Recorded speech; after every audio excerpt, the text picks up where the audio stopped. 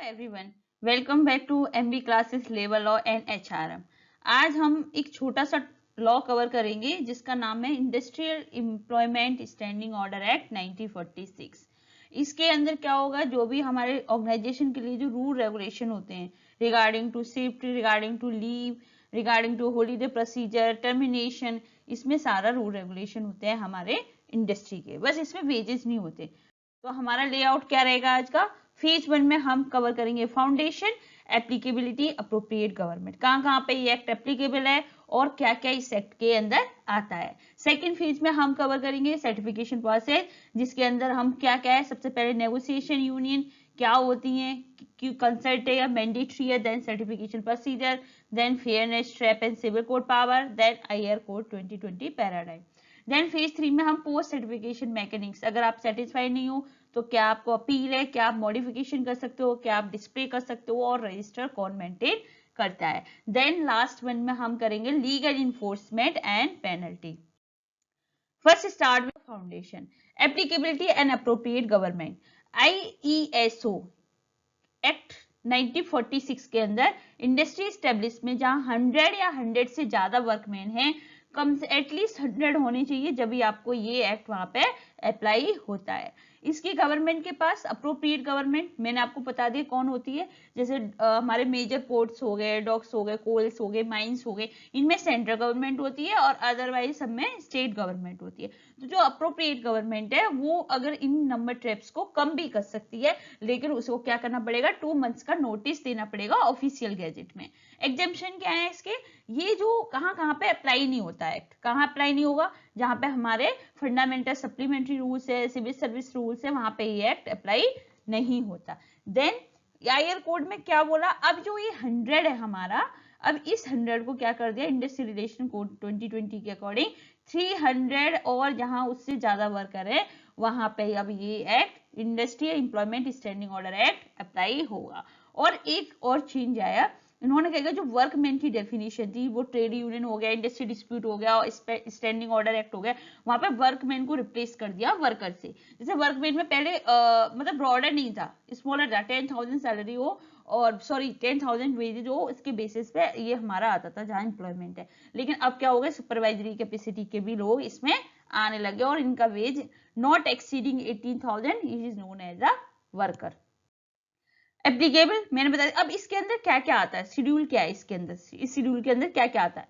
First one is the worker classification, आपका कौन सी classification, temporary हो, परमानेंट हो, प्रोविजनल हो, अप्रेंटिस हो, बदली हो, शिफ्ट वर्किंग क्या है, लीव प्रोसीजर क्या रहेगा, टर्मिनेशन क्या होगा, सस्पेंशन क्या होगा, यही स्ट्रिक्टली इस ऑर्डर के अंदर आते हैं। इसके अलावा आप एम्प्लॉयर अपने आप ऐड नहीं कर सकता, अगर वो ऐड कौन करेगी, अप्रोप्रिएट गवर्नमेंट। क्या नहीं आता इसके अंदर, मिनिमम वेजेस, फाइनेंशियल कंपनसेशन इसके अंदर नहीं आता।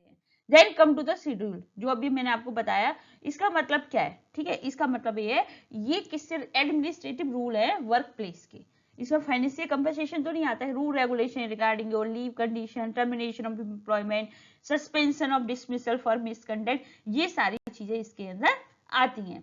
देन एक नया चेंज हो रहा है कि जो इंडस्ट्रियल रिलेशन कोड 2020 था उसमें एक नया एक और इंक्लूजन किया, fix term of employment, fix term employment industrial relation standing order के अंदर आ गया, ठीक है। देन वर्कर क्लासिफिकेशन, इन्होंने क्या बोला कि इनकी इसी के अकॉर्डिंग वर्कर क्लासिफिकेशन होता है, आपका कौन सा है, परमानेंट हो या टेम्पररी हो या अप्रेंटिस हो या प्रोविजनल हो या बदली हो, जो मास्टर रोल पे, ठीक है, या फिर जो कुछ कॉन्ट्रैक्ट बेसिस पे या ट्रेनिंग पीरियड पे या फिर आप माइग्रेशन स्टेट के बेसिस पे। देन अब इन्होंने बोला कि बाउंड्री रूल मतलब हर किसी की लिमिटेशन है, एम्प्लॉय ऐसे तो मनमानी कर लेगा ना, तो उन्होंने बोला कि employ can not add item to the standing order, अपनी मर्जी से वो अपने आइटम उसमें इस स्टैंडिंग जो शेड्यूल है उसमें अपने लिस्ट नहीं कर सकता, अप्रोप्रिएट गवर्नमेंट ऑफिशियली ही इसमें ऐड कर सकती है। Then phase 2 the certification process, इस सर्टिफिकेशन प्रोसेस जाने से पहले मैं आपको एक नया है जो कि अब हर बार आ रहा है, हमने तीनों एक्ट में पढ़ा, नेगोशिएशन यूनियन। जैसे आपको पता है हमने अभी आगे पढ़ेंगे इसके प्रोसेस में कि जो सर्टिफाई ऑफिसर है वो क्या करता है, वो ड्राफ्ट भेजता है, कॉपी भेजता है ट्रेड यूनियन को कंसल्टेशन के लिए। लेकिन नाउ इंडस्ट्रियल रिलेशन कोड 2020 के अकॉर्डिंग अब क्या होगा, लीगली मैंडेट है, अब आपको भेजना ही है, फॉरवर्ड करना है ऑफिशियली रिकॉग्नाइज नेगोशिएशन यूनिट या नेगोशिएशन काउंसिल। आपको पता है नेगोशिएशन यूनिट जहाँ 50, अब तो ये रट गया होगा आपको, 51% उससे ज्यादा अगर है वर्कमैन फेवर में तो वो नेगोशिएशन है, और नेगोशिएशन काउंसिल क्या होता है जहाँ 51% नहीं है लेकिन 20% होते हैं, तो हर किसी का रिप्रेजेंटेटिव आता है, वो नेगोशिएशन काउंसिल हो गया। लेकिन इन्होंने बोला जब ये दोनों अवेलेबल नहीं होती, जब आप जनरल ट्रेड यूनियन और वर्कर रिप्रेजेंटेटिव को आप कंसल्ट के लिए भेज सकते हो। ठीक है, तो ये नया चेंज आया। अब पढ़ते हैं सर्टिफिकेशन प्रोसीजर।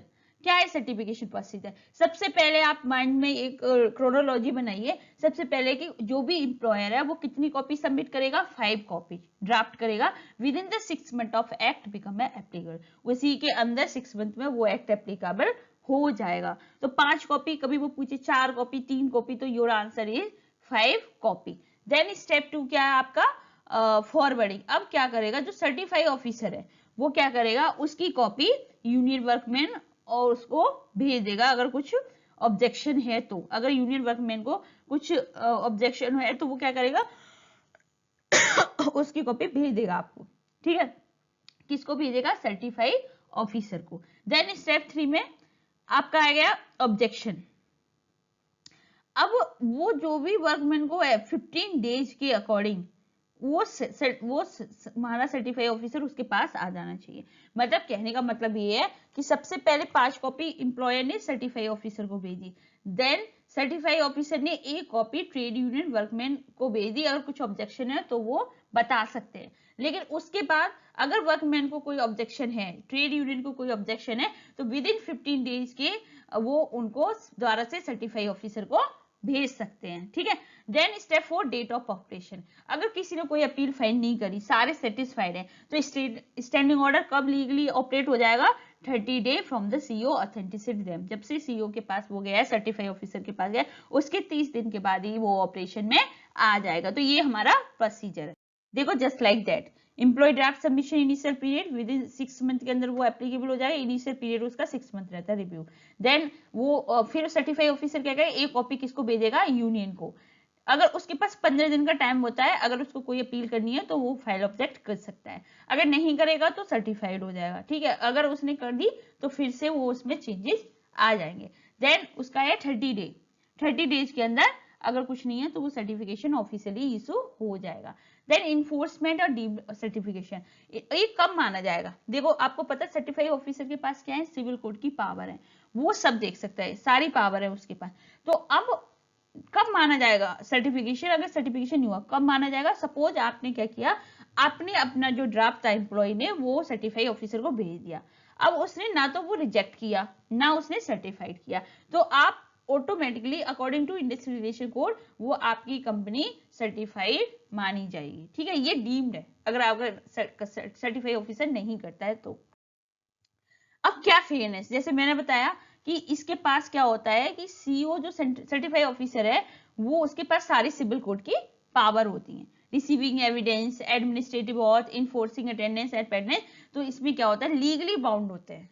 ठीक है, तो इसमें सर्टिफाइड ऑफिसर और अपीलेट अथॉरिटी जहां पे अपील करते हो, लेबर कोर्ट, लेबर ट्रिब्यूनल या इंडस्ट्री ट्रिब्यूनल, वहां पे लीगली बाउंड है कि आपको अच्छे से उसको देखना है, अच्छे से उसको सर्टिफाइड करना है।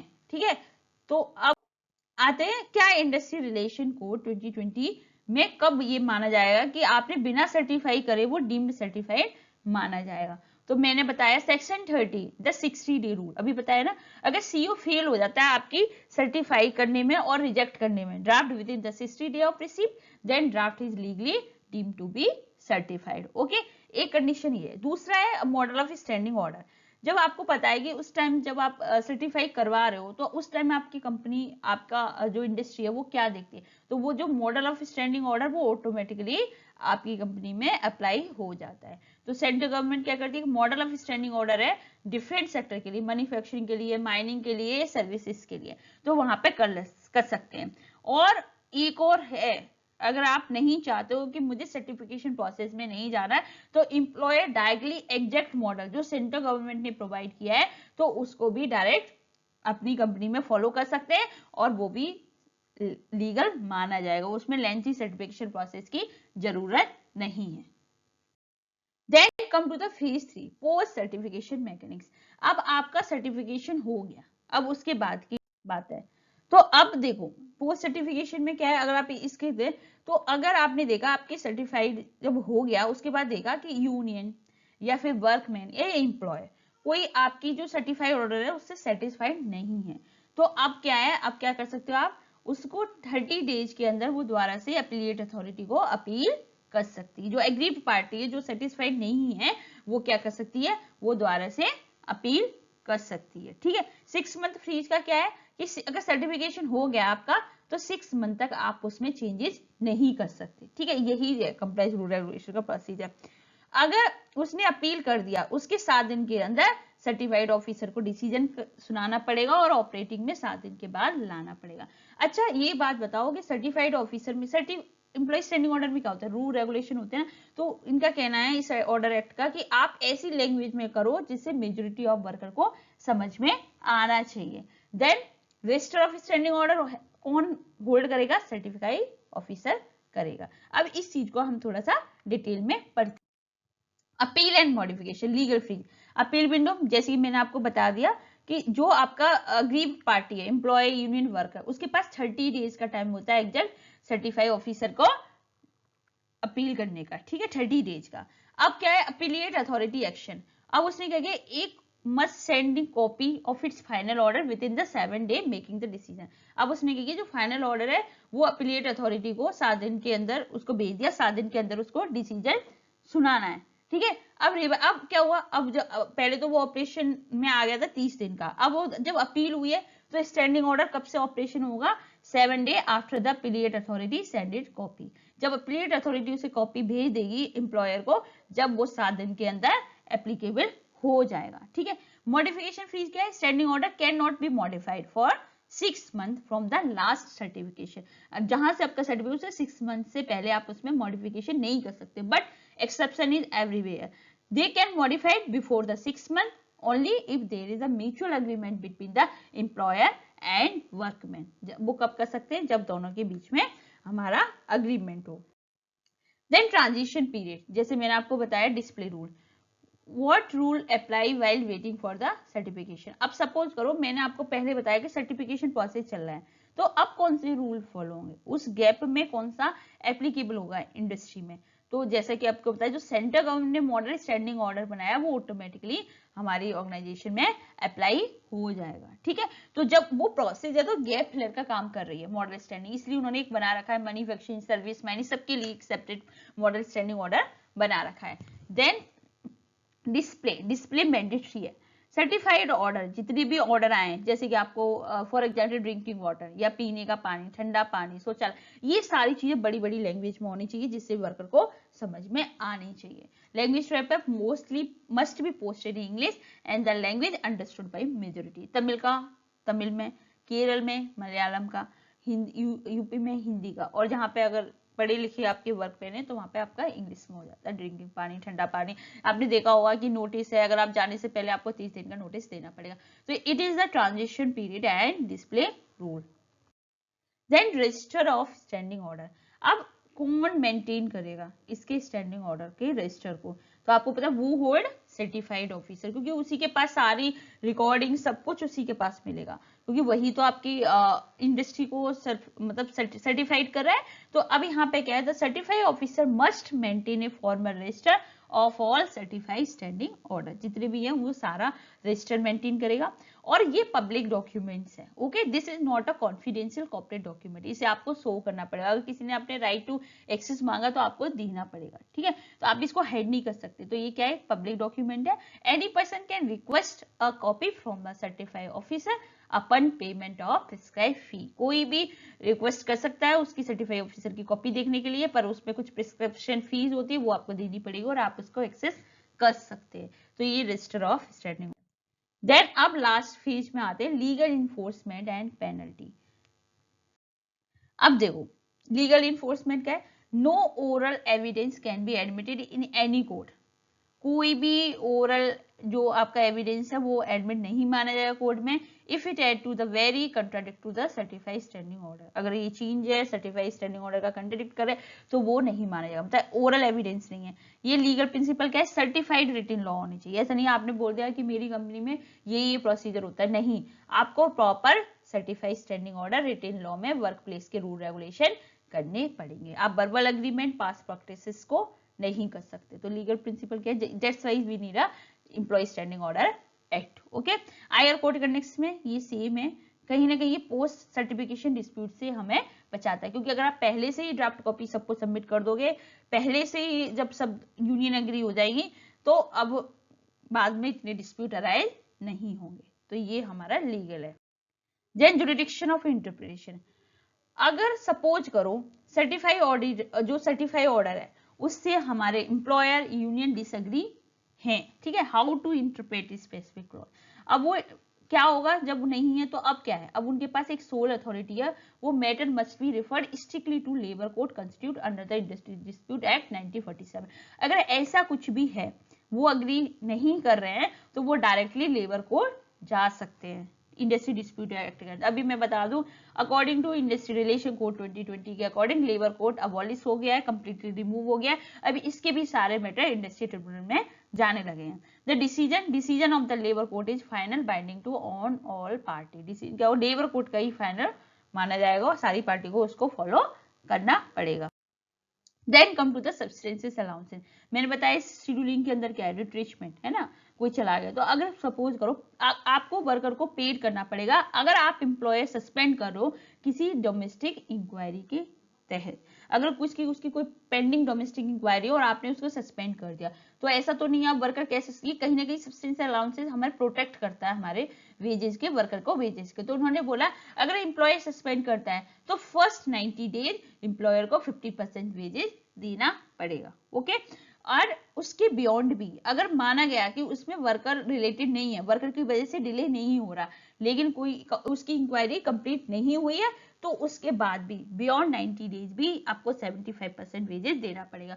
फॉर एग्जांपल अगर आपका वेजेस है 15,000 तो आपको 7,500 फर्स्ट 90 डेज देना पड़ेगा, देन आपको फिर 75% उसका आफ्टर 90 डेज देना पड़ेगा। तो ये हमारे सब्सटेंसेस अलाउंसेस है। जब आप सस्पेंड कर देते हो तो तब भी आपको वर्कर को पेड करना पड़ेगा। अब आते हैं पेनल्टी ट्रैप। अब हमने 1946 एक्ट के अंदर अगर आप सबमिट ड्राफ्ट नहीं करते हो, अगर आप कॉपी सबमिट नहीं करते हो, तो आपको कितना फाइन भरना था, 5,000 रुपीज का फाइन भरना था। अगर आप कंटिन्यू करते जा रहे हो तो हर डे आपको 200 रुपीज पे करने थे।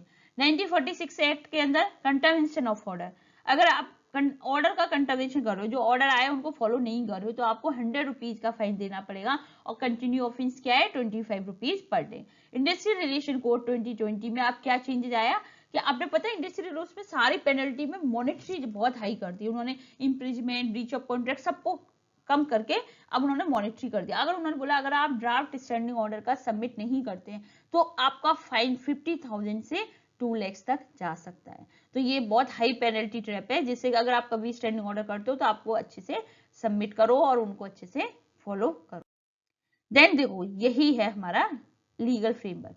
अब हमने क्या बोला कि आप वर्बल नहीं है, आपको क्या करना पड़ेगा, रिटन ऑर्डर है सुप्रीम कोर्ट का, देन उसके बेसिस पे आपको मानना पड़ेगा। ठीक है, लेबर कोड अगर आप नहीं अग्री करते, अगर यूनियन सर्टिफाइड ऑर्डर से अग्री नहीं करती, तो वो डायरेक्टली कहाँ जा सकती है, लेबर कोर्ट के पास, वही उसको अवार्ड और बाइंडिंग फाइनल मानना पड़ेगा आपको। जुडिशियल प्रेसिडेंट, पेनल्टी अलाउंसेस, अगर आप ड्राफ्ट सबमिट नहीं कर पा रहे हो तो पहले कितनी थी 5,000, अब कितनी होगी 2 lakh. Substances allowance first 90 days आपको कितना देना पड़ेगा, 50% ऑफ बेसिक वेजेस।